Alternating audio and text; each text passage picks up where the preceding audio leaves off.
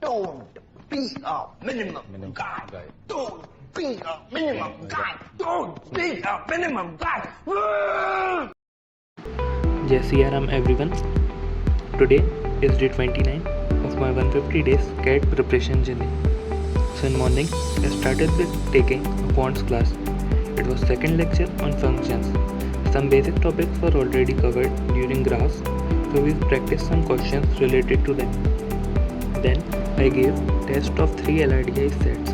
The test was of 20 minutes per set and each set comprises 5 questions. The sets were of moderate level and I was able to do them within 15 to 20 minutes.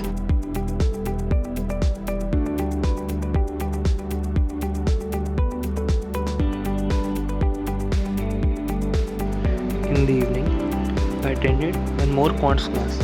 It was third lecture on function.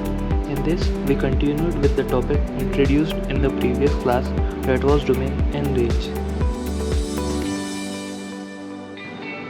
And with that, I ended my day. Thank you all for watching this video.